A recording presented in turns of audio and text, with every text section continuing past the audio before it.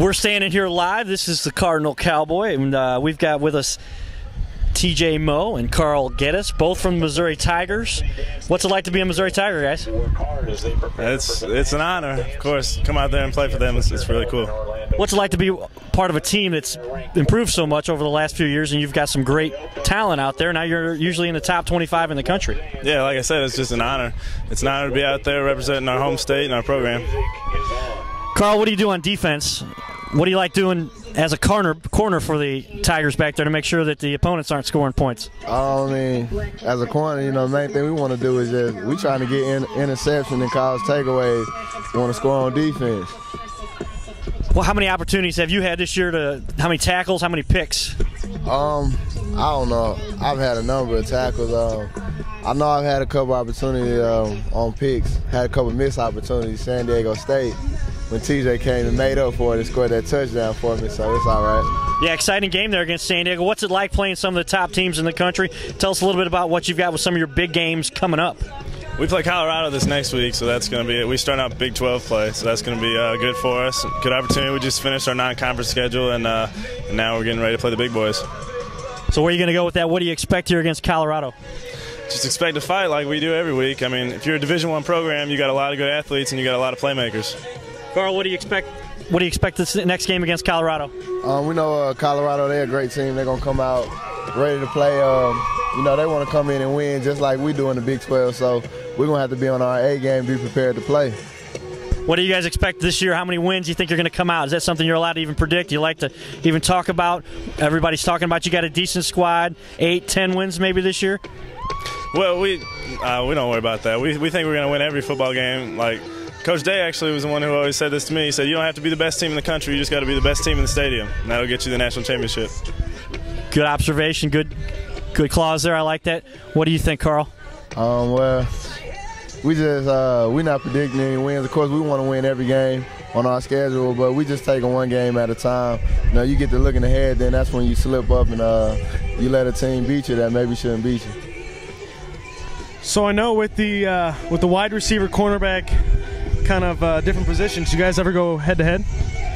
TJ, he usually in the slot, so I don't see him much. The only time I really see him is when they swap on routes, and then I get a chance to cover him. He usually don't catch a ball on me. Now, I bet you have to say otherwise, TJ. What do you think? No, Carl, that's never happened. Every time they throw me the ball, I catch it. Carl's never done anything to stop that.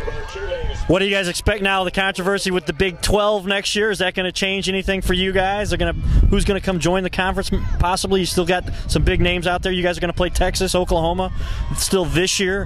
What are you guys' feelings about some of the stuff going on with the Big 12? I mean, it's really out of our control. We don't care who we're playing against. Obviously, Big 12 is a good conference, and we lost a couple members, and we're just going to play who is on our schedule.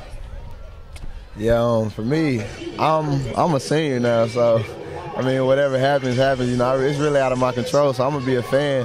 I'm just gonna be here watching TJ next year as a fan, as a Missouri Tiger alumni. So.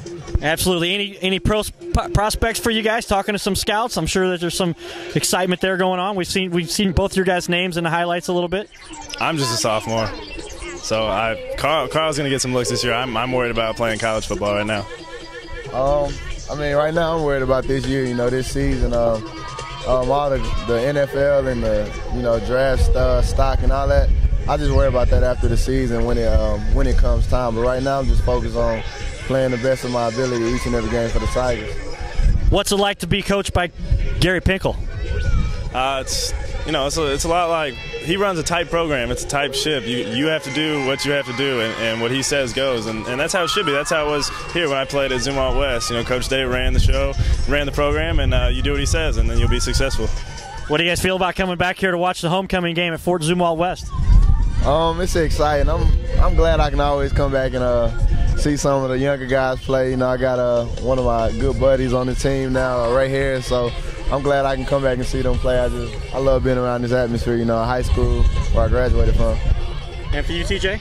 Yeah, it's really nice to see some of the younger guys that they were just freshmen and sophomores when I was here. I was here 2 years ago, and so it's nice to see them getting up, and a lot of them are really starting to develop and become very good players. And of course, getting to see the coaching staff and everybody is a lot of fun.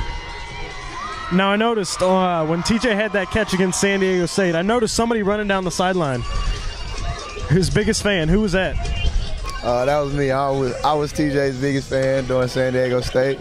I seen Jarrell make that block, and I knew TJ was going to the end zone. I thought he was about to run out of bounds. I was like, no, please don't run out of bounds. Go score a touchdown. He made it easy for us.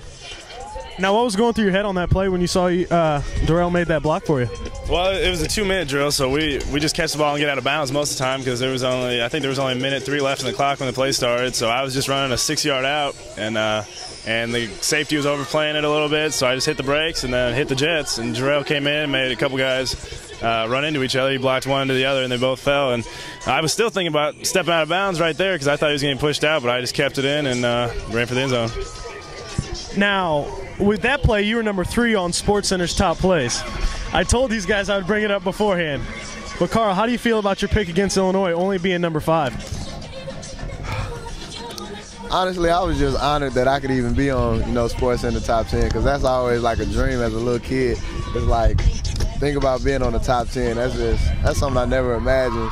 So just being on there, it was a great honor. It sucks that TJ was number 3 because I had to hear about it all the time now. Anything you guys would like to say to the crowd here and our audience? Keep it up. Running a good program here. Yeah, I mean, it's a great program. Just want to keep continuing to get better and better. All right, guys, we appreciate your time. Good luck this year with the Tigers. Bring home another let's get a Big 12 title maybe out of it, and a nice appearance in the postseason. And good luck to you guys and Gary Pinkel. Yes, sir. Thank you. Thank you. Thanks, guys. It's Cardinal Cowboy. We'll be back here in just a few minutes. Start the second half. Fort Zumwalt West Jaguars are leading here at halftime 40-7 over the Francis Health Spartans. We'll be back in a few. Thanks.